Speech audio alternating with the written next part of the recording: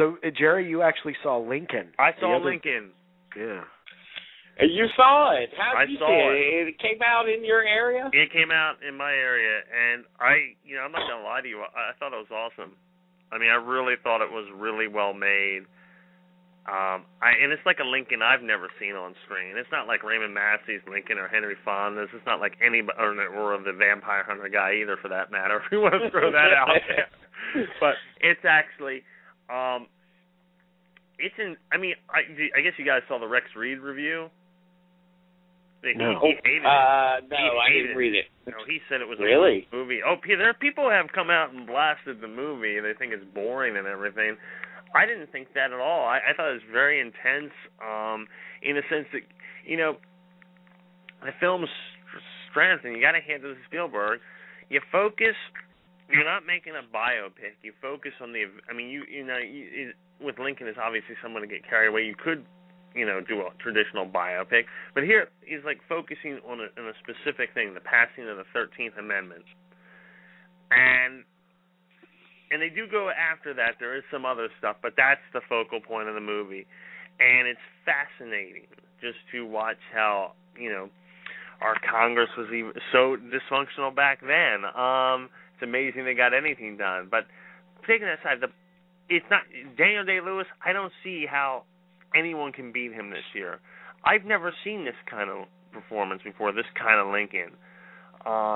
We always think of him as this, stoic, very, saint-like thing. I didn't get that here. I got this as a very someone down to earth. He's talking to everybody. I mean, the opening scene alone is, it's just, I think it's fascinating. I think the movie is just fascinating to watch. It's 2.5 hours long. I didn't notice the time go by. I think, and everyone's good. Tommy Lee Jones is good. Sally Field is exceptional. And then there's James Spader's in it. I didn't recognize him. I'll be honest with you. I did not recognize him at all. I had to wait till the credits and then see, that was James Spader. Everyone's good. I think this is one of Spielberg's best movies in a very long time. But here's the thing. I don't think his previous films have been as bad as everyone says. But I do think this is something where he could get I see this being multiple nominations for the film, not just Best Picture and Best Actor, but I think there are some great supporting performances here. Joseph Gordon-Levitt, everyone is just in top form. Well, it's a little different for Spielberg, too, as he admitted. He said, this is the first movie where I'm really paying more attention to the performance than anything else. The performance is the thing. Right. Because it's so dialogue-rich, It is. Yeah. It is. Is it like an episode of The West Wing? You could say that. That's not a bad thing. But I've been reading people think it's just it's a lecture. I didn't think that. I was really engaged. I really got into it. It's definitely. I think my niece saw it today and she loved it. Everyone really. It's those people out there who seem bored by it, I think are just bored by any movies that have a surplus of dialogue in it. Yeah, which I don't get a lot because they obviously like to talk a lot. Obviously, so. Yeah. It doesn't make any sense. I know, really, it's hypocrisy of the highest order. It is. But it's. I hope you guys see it, and I'd be curious what you think about it. I'll see it when it comes out next week for sure. Yeah, me too.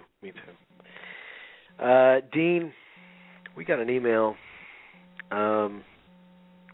This sounds bad. Is it bad? What did my boss send it about me? Really? Is that what it is? It's somebody else that responded well to something you said on the show. Good. His name is Owen.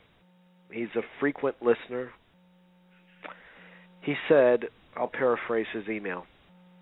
I was listening to your show last night, and I have a few thoughts on one of the conversations. I'm so happy Dean brought up his love for female actors, because I feel that some people do not respect their performances as much because they do not get the opportunities that men get.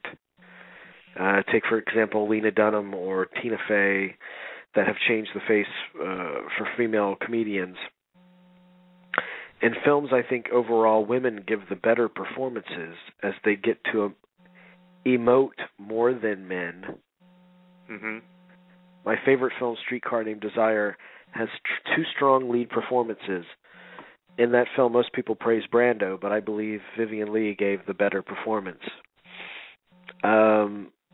People need to stop complaining about women not getting good roles and accept that female roles are always more complex and better written when writers take care in carving out the character. He closes with, he says, all I wanted to say was that I agree with Dean. And Jamie, you yourself once said on Jason O'Brien's show, which I go on that show and I start to run at the mouth, that's where I let loose. But I apparently said on his show that that actresses are less accomplished than their male counterparts. I hope you can try to respect female actors because what they lack in numbers, they gain in talent. So I have no respect for female actors. That's great, Jamie. That's wonderful. Great. Here's what I'll say. I stick by my comment. You take the history of acting and performance, men far outnumber women in terms of accomplishment and leaps forward. That might be for a variety of reasons. Opportunities that men are typically the writers and they don't know how to write women. Men are typically the directors. They don't know how to direct women. It could be for a number of reasons. But you have outstanding female actresses. You always have. But if you think of the ones that changed the face of acting, I mean, they're abundance of men. Whether you take Orson Welles or De Niro or Nicholson or Pacino or Brando or Spencer Tracy or Montgomery Clift or anyone that James Dean, and it's a little harder to find female counterparts that match that level of accomplishment.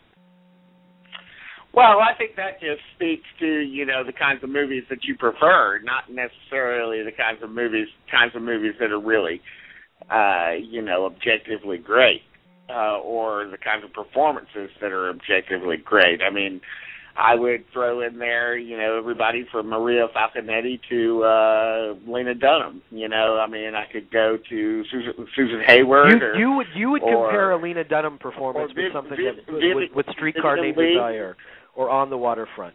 You would compare something that Tina Fey did with Taxi Driver or Godfather. I mean, not Tina Fey, because I don't think Tina Fey. The touchstones in acting are hugely filled up with men, with actors. I mean, they're the majority. Go ahead. I think that it's a little unfair to compare these two things because, first of all, there's been a lot of great female performances that have not been recognized. Let me just give you one. Mimi Rogers in The Rapture. How many people have seen that? Great performance. Deserves to be right up there with Robert De Niro in Taxi Driver to me.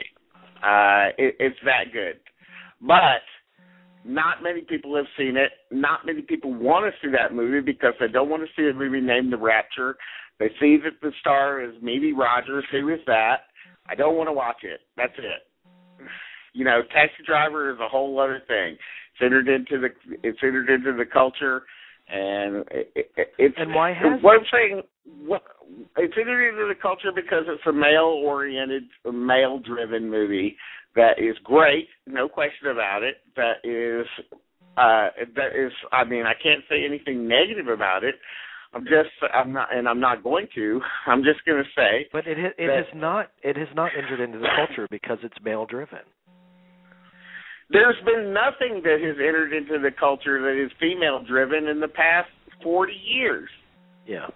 I would defy you to. Why is that? Because it's a male-driven media that we're talking about here. Mm-hmm. It's a male-driven media. It's its purveyors are male, and its fans are male. This show is primarily male-driven, with male-driven concerns and male-driven tastes. And we don't really sit and talk about how great Emily Watson was in Breaking the Waves. Oh, no, whoa, you are wrong. Yeah, no, we don't talk about it, though. We don't talk about Emily Watson. Okay, now, Dean, I have. You just talked about it a couple of months ago. Yeah, I mean, if you really, we do talk about performances, female performances on the show. We actually spend quite a lot of time on that, and especially when we do our end of year list or whatever, or list in general, we actually do talk an awful lot about actresses on this show. I really resent that because the last 3 years have been one of my things. I mean, I'm not angry. I'm just saying we do talk about that.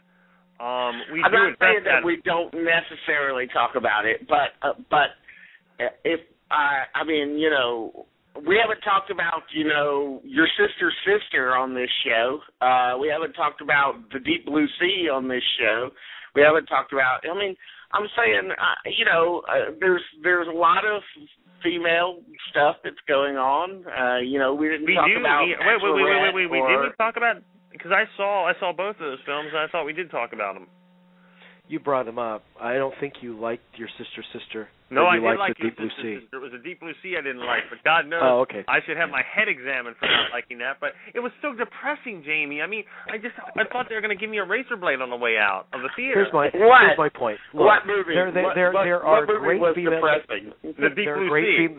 There are great actresses out there. They're typically not given the same opportunities, and this is my point to Owen. You can't prove yourself until you're given the opportunities. Nobody, you know, and there are no Tennessee Williams out there writing that level of female part, where people like Vivian Lee and Elizabeth Taylor agree with that. I mean, I generally agree with that, with the exception of somebody like Lars von Trier. There's not too many people out there. Woody Allen writes great female parts, and we've always talked about. When we've seen performances of note from women, you know, whether it be Meryl Streep or Viola Davis, who can act anyone off the screen, or my favorite, who's always been Jessica Lange. I mean, we've always talked about that stuff. But my whole point was, when you look at the history of acting, most of the performances that are considered touchstones are those provided by men, and that's not necessarily the female's problem. It's probably a problem with the writing and the opportunities out there. Well, I think you don't have someone like a Billy Wilder or you know, any of the great comedy of manners screenwriters and directors. I mean, you don't have like, you know, Garbo and Marlene Dietrich. They all had these great writers giving them great lines. Katharine Hepburn. I mean, you know, you had but we don't. I agree with. We sort of have that, I mean, but on a much smaller extent, someone like Woody Allen or Pedro Almodovar or something, those would be the two that come to mind. I would like to throw out another name there, even though it's not a well-known name, and that would be Sebastian Gutierrez, who we had on the show. For Electrolux and Women in Trouble, and he has a new film out that I need to watch. But I think I understand Jamie is sad. I mean, it's unfortunate that you're right, but you are. And there are a lot. I think there are a lot of. But when I say this, it makes me sound like a sexist. No, but you're not. But well, it does. I mean, it does. But when you say it like that, it does. But I'm saying, you know, women. Great female performances on this show. I mean, last year all I could talk about was like Jane Eyre or the girl with the dragon tattoo or Hannah. Last year we all talked about that there for the first time in a long time there was an abundance. Look at those two of those things that you just brought up, Jamie. And I'm sorry, Jamie, but look at those two of those things that you brought up. Girl with a dragon tattoo and Hannah. They're two ass-kicking girls that are just playing male roles. Is that bad? But they're just playing male roles, but they're female. You go tell. I know a lot of people like I know a lot of grown up with a lot of people like with the girls, like the girl with the dragon tattoo. They would kick your ass for saying that, but okay. But yeah, I mean, there's no females that are acting female. And so would you say the same thing? all right, let me take this one step further. Then. Would you say then that Bridesmaid is just then all male or just the reversal? Just females acting like men, or something like Bachelorette or something? No, I wouldn't. Oh, okay. Bridesmaids is a female-oriented movie. They're absolutely liberated, but they are females, and they are using females. Some people that say that those We've movies talked exist. extensively about Bridesmaids on this show. I mean, we have brought this up a lot. I think you make us out to be the sexist that we really are not. We're sexy, but we are not sexist. No, but let me make this point about Bridesmaids, because many people think that Bridesmaids represents, look, we can be just as disgusting as the men. So again, it's playing off this male, the stereotypically male movie, just like true, those kick-ass women movies are. Yeah. But I do think that movie is about female relationships and female friendships, and it's very. Well, ultimately, I do too, because it stars only women and it's about friendships. Yeah. Yeah, but I don't think that it's all just disgusto-rama.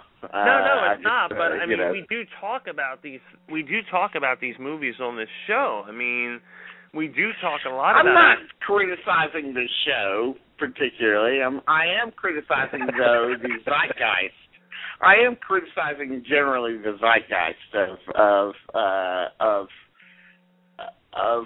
internet criticism, and I think that there's just a sort of sense of putting female-driven movies on the back burner, and just to keep you busy while you're waiting on the next male-driven thing that's coming out, which is pretty much every week.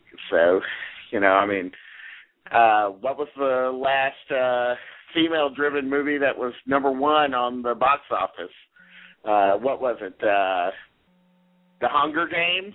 Another kick-ass female in the lead? Well, that's a different beast altogether. That's actually based on a very popular book, but it made girls want to pick up archery, so more power to them. But that's even that's a whole other can of worms I don't even want to get into. But let's talk about but like you Jennifer see what Lawrence. I'm saying, Well, let's talk about Jennifer. We have extolled her on this show. I mean, Winter's Bone, the Hunger Games. I mean, we interviewed her for The Burning Plane. I was praising her as giving the best performance of the year when she did The Burning Plane. Yeah, and I was the only one that knew who the fuck Jennifer Lawrence was. Yeah, I mean, this is I mean, hey, she's great and everything,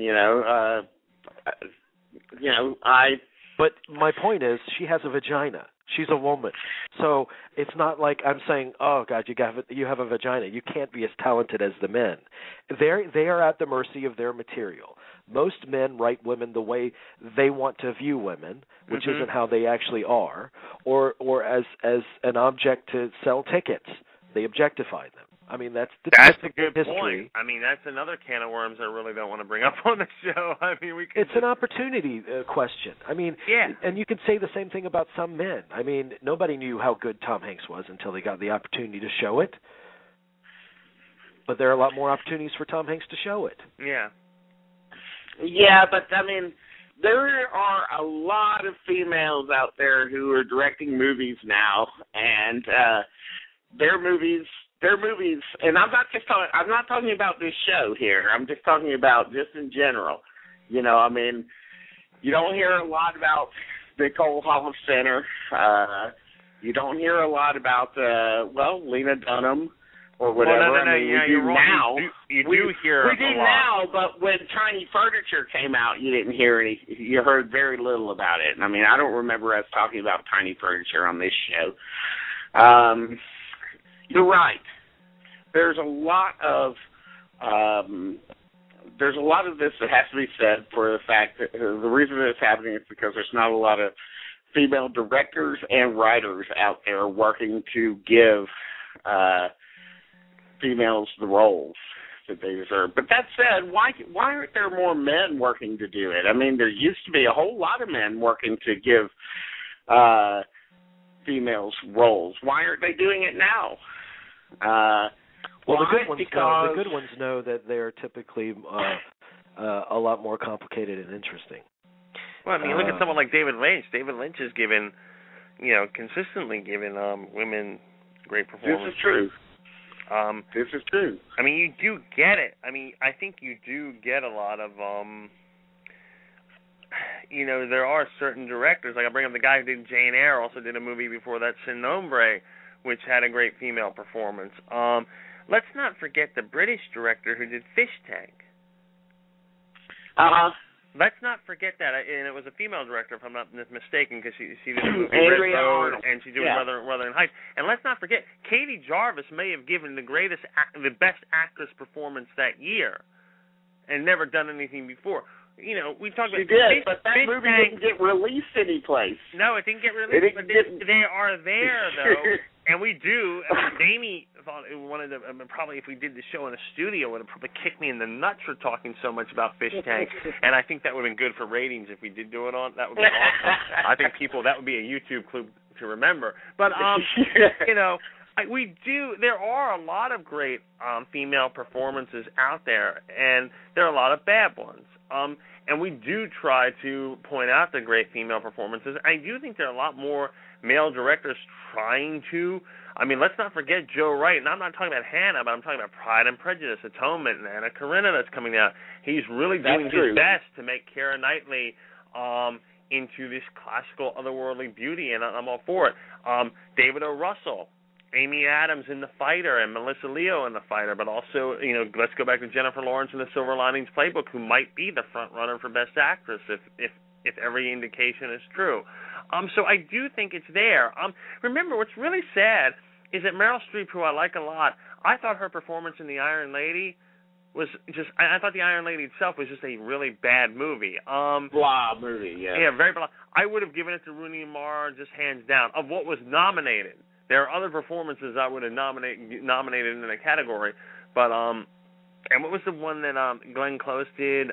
Albert Nobbs. Oh, that was movie. terrible. Oh God, I wanted too. to blow my brains out halfway through that movie. I was sick watching it. That was bad. That movie just blew chunks. And I wanted to blow chunks watching it. But I mean, there's a lot being done, and I mean, I guess it's like who has the best publicity, who has the best PR. That's another thing we don't talk about.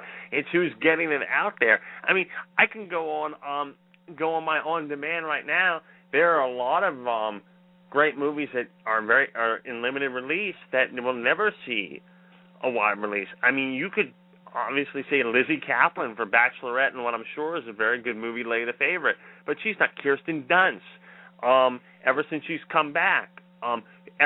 Melancholia. I mean, or what was the movie she did before that with? Oh yeah, Kirsten Dunst is amazing in Melancholia. Even though I'm one of the people that don't like that movie, and I think that she's amazing. Yeah, I mean, we are talked a lot about that movie last year. Out there. There are great performances out we there. We need to talk about Kevin, Tilda Swinton. We talked a lot about another her. One. That's true. We talked about that one too. Yeah. So, there's also this. I mean, people equate female-driven movies, and they think rom-coms, and they don't take rom-coms seriously, and that's something that affects men as well. I mean, Matthew McConaughey was in The Wilderness for years because it looked like every other movie he was doing was a rom-com, and it was hard to take him seriously. Yeah. Well, that's just the kind of thing that's like, it's unfortunate that the whole rom-com thing is sort of painting women with this sort of broad brush that says, well, if it has a woman in the lead, it must be a rom-com, and I don't want to watch it, Right. And I think that's something that's really happening. I mean, even for instance with something like, let me just take for example a really great movie from this year, which has a great female star in it, and she's terrific in it. And so is the male lead, and that's Hope Springs. When you look at Hope Springs and you look at that PR campaign that came up with Hope Springs, just in the design of the poster and the way that the trailer is and everything like that, you're thinking, oh, it's a romantic comedy. It's going to be, I can just brush it off. It's nothing. That movie is not nothing. That movie is really great. It's really something that's very, very different from anything that we've seen in recent years. It's an incisive look at a marriage that's gone wrong, and it does so without many romantic comedy trappings. There might be one or two in there, but there's not a lot of them in there. And I resolutely don't think of it as a comedy. But that's no, not at all. But the studio said, well, we've got this thing on our hands, and the only way that we can market it is by marketing it as a comedy. We're going to make it look cute on the poster and in the trailer and everything, but it's not a cute movie. It's not. No, no, and we all said the same thing when it first came out. But it's not something that's gotten through to a lot of people, I don't think. I think there are a lot of people out there in the world watching movies, maybe listening to our show, that might look at the poster for Hope Springs and go, I don't care what those guys say, I'm not watching it because it looks like it's going to make me vomit. Well, and movies are youth driven anyway, and youth typically won't want to see a movie about older married couple. Well, that lasted more than your usual 2 weeks. Because it serves an age of audience that is sadly underserved. I mean, pathetically underserved. Mm-hmm. I agree. It's a movie for adults. They've been, this has been an unusual year in which the older audience has been relatively well served, on a regular basis with things like Best Exotic Marigold Hotel and now The Last Quartet and another movie called Just Quartet and Hope Springs. So that's an interesting trend too. But anyway, I mean, And Meryl Streep is on a different plane. I mean, there's everyone else, and then there's Meryl Streep. Right. And I think everyone else admits that same thing. I mean, Meryl Streep has so many opportunities just because she's on par with the great actors of all time. Mm-hmm. Definitely. And everyone knows it. But I loved Doubt. So but there's also actresses who really want to do rom-coms. Hilary Swank always wanted to do a rom-com, so she went out and did one. Mm-hmm. Amy Adams always wanted to do a rom-com, so she did one. 2 decades ago, Demi Moore always wanted to do a rom-com, so she picked A Butcher's Wife or whatever that movie is. That's right. There is that they're not all completely pigeonholed in the genre. They've always dreamt of being in that genre, and the genre is different than it was with Annie Hall.